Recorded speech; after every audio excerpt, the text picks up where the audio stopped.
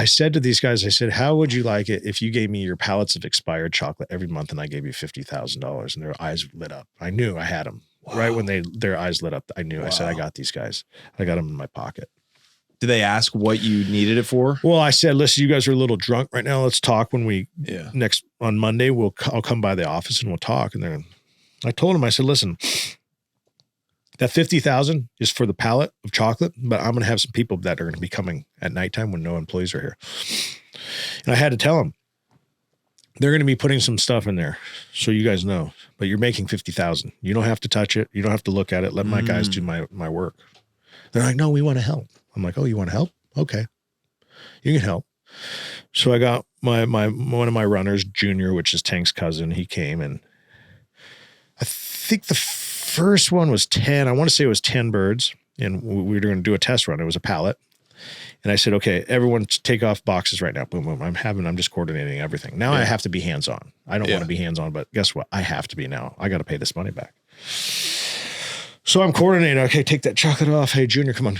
Put a kilo in there, wrap it up. Boom, boom. So we're taking out these bars of chocolates, putting the kilos, putting the bars on top, and we're stacking this pallet back up, saran wrapping it. And I'm coordinating everything. And I'm telling the chocolate guys, okay, who's your logistics on this? Okay. Well, I'm going to have someone pick it up. I got someone come pick it up, and we're going to drop it off. They're like, no problem.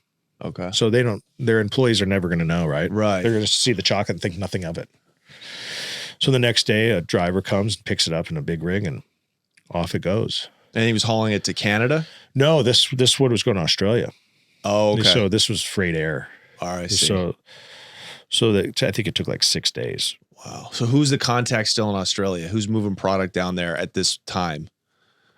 At this time, I have a contact now that it's hard to explain. It's a long story, but this is a mate of mine that was already down there that I met after I had all that money taken. I see. He was a kingpin that stepped forward and says, buddy, I can help you get the money back. I got the good lawyer. Don't worry. And then he's like, hey, next time, don't be working with these clowns. You can come to me anytime. Send it to me. Right. So I'm cool, right? So I gave him, he was part of the team. Okay. So Australia is still moving. No, Australia is not moving yet, but we ended up we met together in Fiji because I was a wanted man in Australia. Right. So he came and met me, and he said, we got to figure out a way. Wow. And actually, the second way was the chocolate way. The first way was the wine, if you remember. Oh, that's right. Yeah. Tell us about the wine. You were smuggling cocaine in empty wine bottles. Yeah. So I said, we got to break down the wine. Like, we were in Fiji, and I'm like, man, how am I going to get this shit in the country? Yeah. Like, there's no way. Like, I have to think about it because Big Hefe says, you ain't using my route no more. Right. You're not burning my train. Right. So I'm like, man, I got to think of this. So I remember we were in Fiji, and my boy over there, my mate, and we're drinking. I'm like, man, this is the answer. And I had the white wine, and I was like, we're going to put it in wine bottles. I said, that's what we're going to do. I said, you find a chemist. I said, I'm going to figure out how to get it in the wine bottles. We'll get the dark bottle. I said, we'll put it in that wine bottle. Yeah. Liquefy it. Mm-hmm. We'll break it down with some 150 proof alcohol, some Everclear. Yeah. And I said, that's the way. I said, but you got to find the chemist because that's not my job.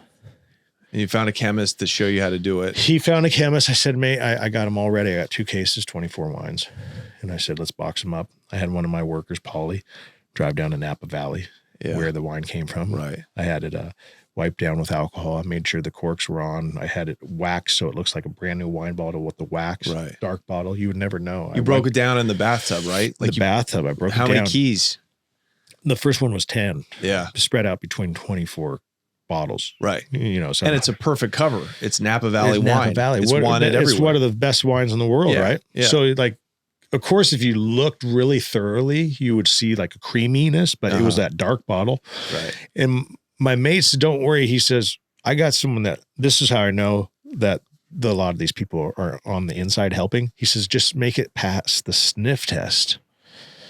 Like it just from the outside, it needs to look good. So they got people at customs. Yeah. He says, we can get it sped through. Don't worry about that. So I knew this was going to work because he told me that. I'm like, okay, there's no way. Like if you open the bottle, yeah, of course. Yeah. But people aren't going to do that. If they see Napa Valley, it's coming from Napa Valley. It's a perfect cover up. Yeah. So that worked. And so that's $1 million right there. It worked. So you got 10 kilos. Are they still going for $100,000? Yeah, I had to give them the same price. But the problem was, I'm not going to lie, Johnny, we had to pay this chemist a lot of money. And that's why I went to the chocolates, because the chemist was asking for an arm and a leg. So you go now you're buying up this expired chocolate, or getting it donated rather. I guess I'm still buying it. $50,000. Yeah, that's a nice donation. Your buddies, do they know it's Coke now? Mo, they know it now, because I told them, I said, I'm putting something in. They're like, no, we'll help you. Like, they want to be hands-on, which I was cool with. That was cool. Yeah. Later, it wasn't cool. No. What they did. We'll talk about that in the next episode. But okay, so now you're able to move weight with this method. And I'm helping with Canada. I'm helping with Philly. I'm helping with New York. Wow. Now I'm becoming the logistics. Right. You're literally logistics for Jefe, for the cartel. Yeah. Wow. Are you dealing with Mexican people all the time? I'm dealing with them all. Yeah. Are they calling you Jefe, or are they still in the USA, they're calling me El Jefe. Wow. Yeah. In the US, I'm the boss. That's crazy. Because no one knows about my boss. Right. Remember, that's how it's got to be. Oh, shit.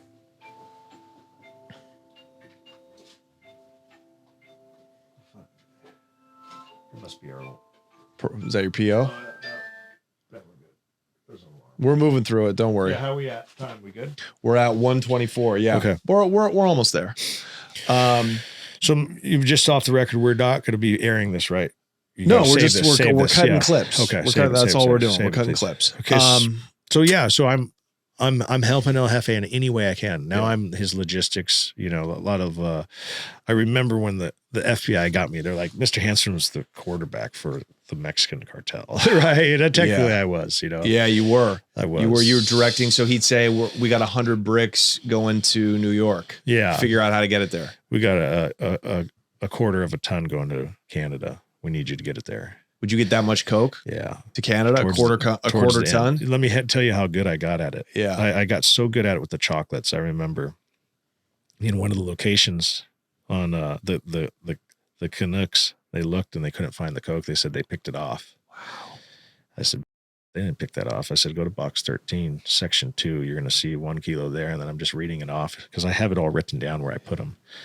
And they're like, holy shit, Widow, you're a fucking genius. It was that well hidden. Wow. Because you got to remember, this is a big pallet. Right. And it just comes over on trucks? Comes over in trucks. And these guys, they can't go through every truck. No. It's like finding a needle in a haystack. Yeah.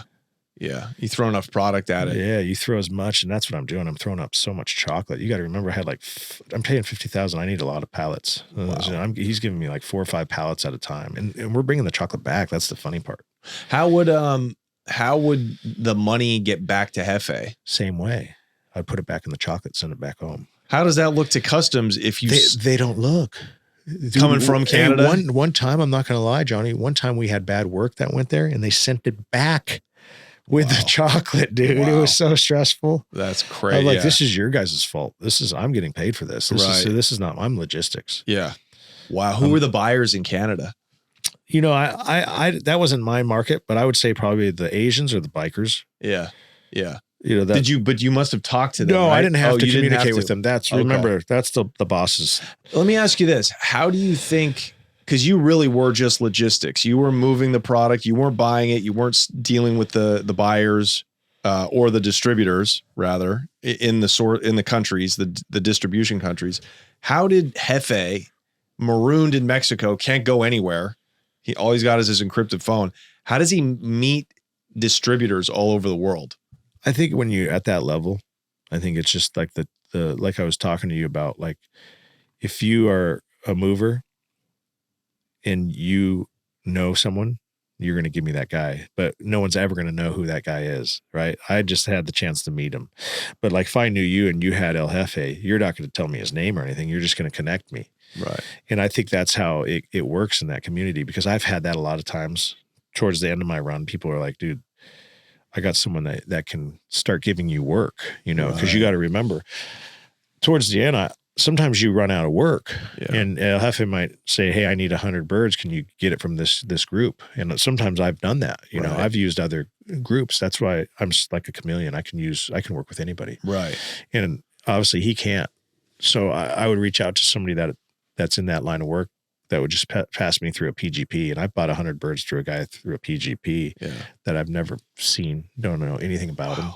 It literally is could like be a female. It literally is like almost like Facebook for high-level drug traffickers. That was a clip from our interview with Owen Hansen. Owen has one of the most unbelievable stories. He was a USC football star who went on to become a drug kingpin working for the Sinaloa cartel. He's got a book out right now called The California Kid. He has a documentary that's going to be releasing on Hulu. And so for contractual reasons, we can't put the full episode out on YouTube, but you can get it on Patreon, patreon.com/TheConnect Show. Make sure to go get Owen's book. It is fascinating. The California Kid. You can get it on his website or on Amazon. Link will be in the description. Thank you.